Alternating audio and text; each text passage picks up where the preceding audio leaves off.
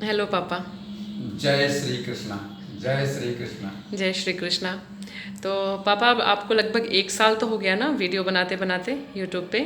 पहले आप थोड़ा मोटिवेशनल डालते थे, उसके बाद आप इस स्पिरिचुअल पे आए। तो आप मुझे कुछ बताइए, कैसा लग रहा है आपको?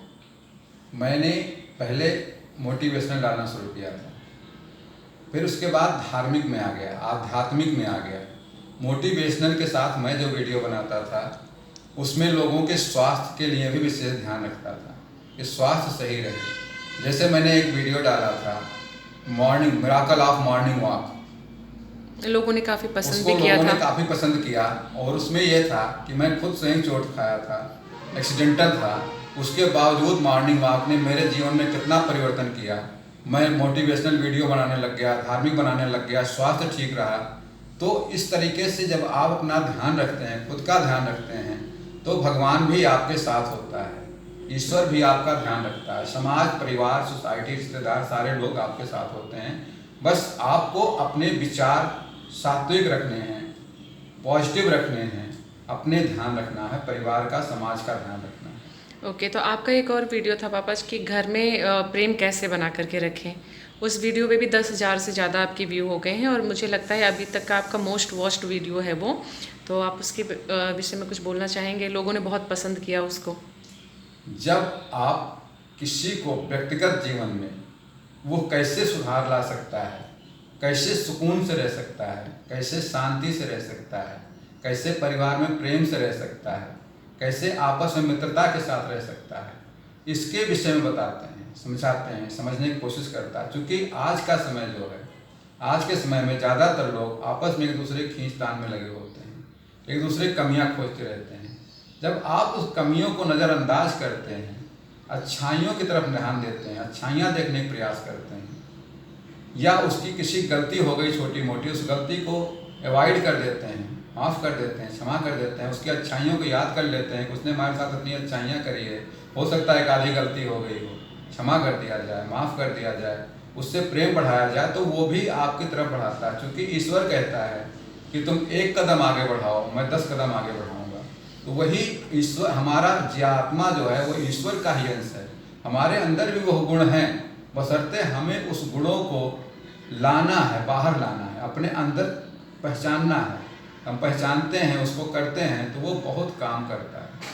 ओके, तो अभी पिछले आप 4-5 महीने से पापा भगवत गीता के श्लोक कंटिन्यूस बना रहे हैं, जिसमें आपका प्रथम अध्याय बहुत ही सक्सेसफुली कंप्लीट हुआ सारे श्लोक्स के साथ, और आप दूसरे अध्याय के भी 97वें श्लोक पे पहुंच गए हैं, और आज यहाँ पे हम बात कर रहे हैं। तो आप अपनी भगवत गीता की कुछ जर्नी के बारे में बताइए, क्योंकि जब मैं सुनती हूँ या कभी भी मैंने आपका वीडियो रिकॉर्ड किया है उस समय में, तो मुझे तो बहुत ही एक सुकून सा मिलता है। अगर कुछ माइंड में स्ट्रेस भी रहता है, लेकिन जब समय में रिकॉर्ड कर रही होती हूँ उस समय भी मुझे बहुत रिलैक्स सा फील होना शुरू हो जाता है। तो आई एम श्योर कि जो आपके व्यूअर्स हैं, जो देखते होंगे, उनको भी वो सुख और वो एक जो आत्मसंतुष्टि है वो मिलती ही होगी। अदरवाइज अगर लोग इतना नहीं उसको पसंद करते, तो आप पहला अध्याय कंप्लीट करने के बाद दूसरे अध्याय के भी इस श्लोक पर पहुंच गए हैं, वो बिना व्यूअर्स के पसंद के पॉसिबल नहीं था। तो आप इसके बारे में कुछ बताइए थोड़ा डिटेलिंग में पापा। देखिए, भगवत गीता एक ऐसी पुस्तक है, एक ऐसा ज्ञान है, एक ऐसा ग्रंथ है जिसके जोड़ का दूसरा दर्शन शास्त्र वर्ल्ड में नहीं, संसार में नहीं। सहमत हूँ इससे मैं।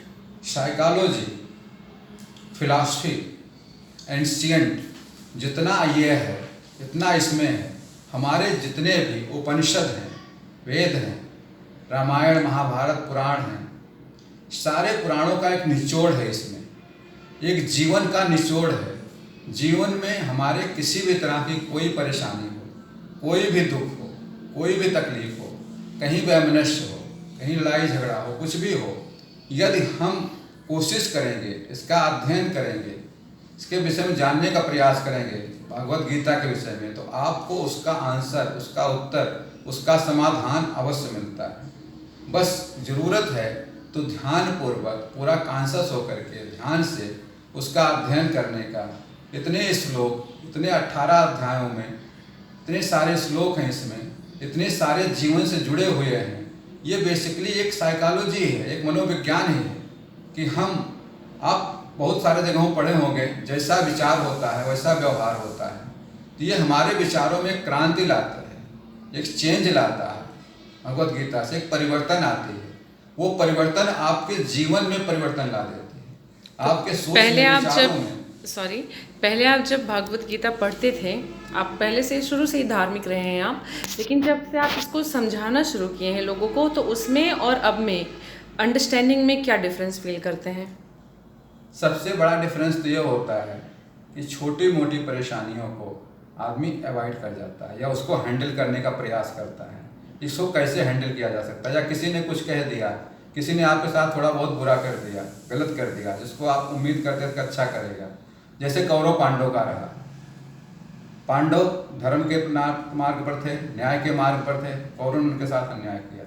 शुरू में उन्होंने काफ़ी हद तक उसका साथ दिया, उनके साथ रहने का प्रयास किया, 5 गांव लेकर भी रहने का शांति का प्रयास उन्होंने रखा।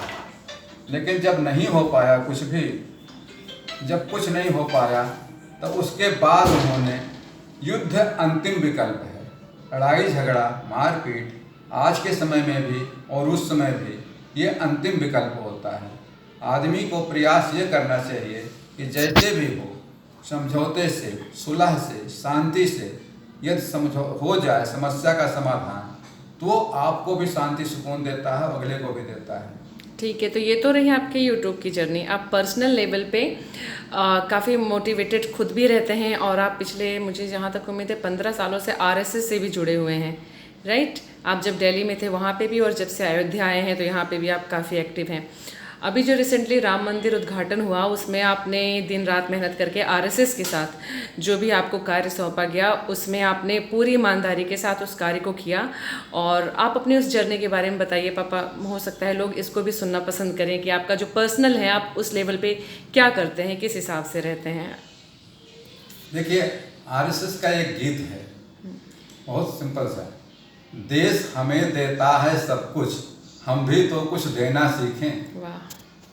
तो हमारा कर्तव्य बनता है कि हमने समाज से, देश से, परिवार से, हमारा परवरिश हुआ है, हम उसी सब कुछ ले रहे हैं, वहीं पर जी रहे हैं। अन्न, जल, पानी, सूर्य की रोशनी, सब कुछ हमें देश से मिल रहा है जी। तो हमारा फर्ज बनता है, हमारा दायित्व बनता है, हमारा कर्तव्य बनता है कि उसके लिए भी कुछ करें। धर्म से हमें आत्मिक शांति मिलती है। आपका कैसा एक्सपीरियंस रहा पापा अयोध्या में, जब राम मंदिर उद्घाटन, जो इतना बड़ा उत्सव था पूरे देश के लिए, दुनिया के लिए, उस जैसी जगह पे जहाँ लोग जा तक नहीं सकते थे और जाना चाहते थे, बट जाहिर सी बातें सिक्योरिटी रीजन से नहीं अलाउड था, लेकिन आप उस जगह पे मौजूद थे, तो आप अपना वो कुछ एक्सपीरियंस शेयर कीजिए पापा। उसका इतना अच्छा अनुभव रहा है, जो शब्दों में नहीं अनुभव रहा बयान है, किया जा सकता। इसका इतना सुखद अनुभव रहा है, इतना आत्मिक आनंद रहा है कि शब्द उसके लिए बहुत कम है, बहुत थोड़े हैं, शब्दों में बयान नहीं किया जा सकता। मैं लगभग 4 से 5 दिन तक आरएसएस के कार्यालय में रहा हूँ। वहाँ पर आरएसएस प्रमुख भी आए थे, संघ संचालक, माननीय सरकार सरसंघ चालक आए थे मोहन भागवत जी, और दूसरे कई दायित्व संभालने वाले आए थे, माननीय महंत अवैधनाथ योगी जी भी आए थे। योगी जी एक दिन एकदम सामने ही थे ना, योगी जी एकदम हमारे सामने ही, मतलब उनके साथ भी आया तो था। सामने से उनका तो नेचर कैसा लगा जब लोगों को एड्रेस कर रहे थे? बहुत ही अच्छा है, कोई कुछ भी उनमें कमी निकाले, अच्छाइयाँ निकाले, लेकिन एक तो संत पुरुष हैं और देश के लिए सब कुछ करने के लिए तैयार हैं, समाज के लिए, धर्म के लिए। जो धर्म की रक्षा करता है, धर्म उसकी रक्षा करता है, जो धार्मिक, धर्मो रक्षत रक्षिता, और जो धार्मिक होगा उसके अंदर अमूमन आमतौर पर कभी गलत ख्यालात, गलत विचार नहीं आते हैं, लोगों का भला ही चाहता है, तो वो भला ही करते हैं। देश का भी, समाज का भी, किसी का, किसी जात का हो, मजहब का हो, पंथ का हो, उससे उन्हें कुछ लेना देना नहीं, वो देश के लिए करते हैं, समाज के लिए करते हैं। और भगवान राम का प्राण प्रतिष्ठा का कार्यक्रम था, उसमें ये हमारा, आप सबका एक सौभाग्य रहा है कि उस क्षण में हम यहाँ पर हैं। तो अभी आप पिछले हफ्ते आप घूम के भी आए ना, 2 से 3 बार राम मंदिर में जाकर के आए, आपके दिल्ली से सब फ्रेंड्स आए थे, कितना क्या जर्नी थी उन लोगों की?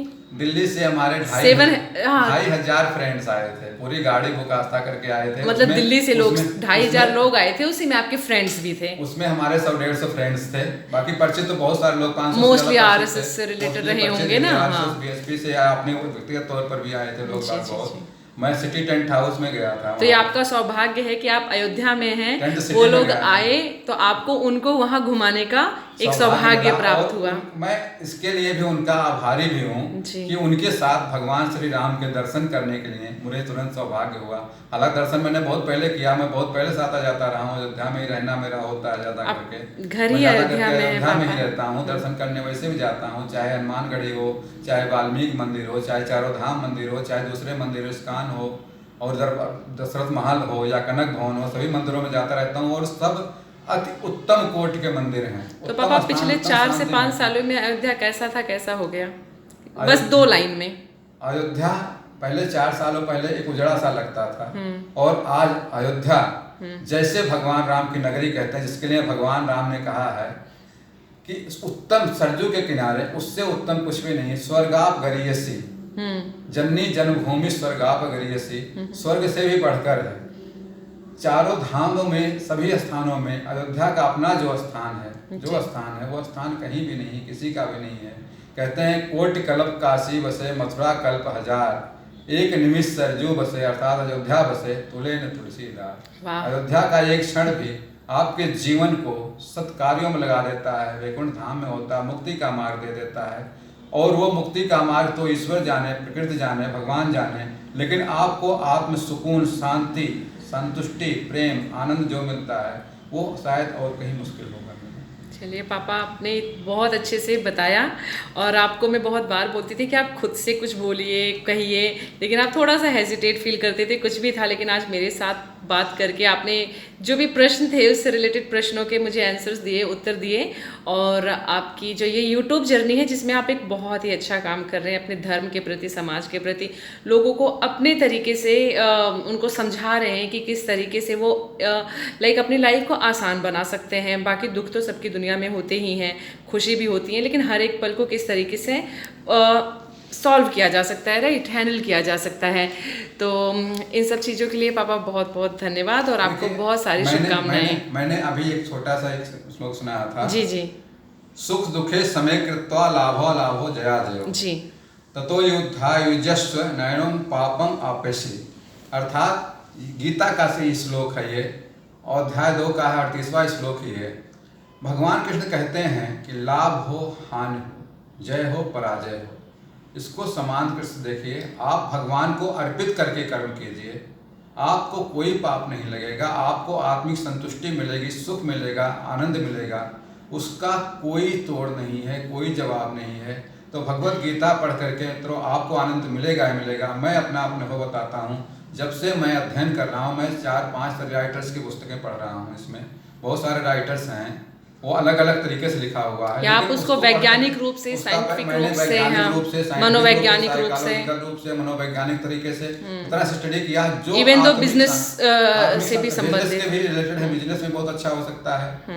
बिजनेस में योगा कर्मस कौशलम, या अलग अलग बुक जो गीता पे एक ही है, उनको पढ़ते हैं आप। लोगों ने दी हुई, इतनी लिखा हुआ, टीकाकारों ने लिखा हुआ है। वो हमेशा आप कोई भी पुस्तक उठा के पढ़ें गीता से रिलेटेड, तो आपको सुकून ही मिलेगा, शांति मिलेगी, आपको तसल्ली रहेगी, जीवन में आनंद मिलेगा। ठीक है पापा, बहुत बहुत शुभकामनाएं आपको। जय श्री कृष्ण।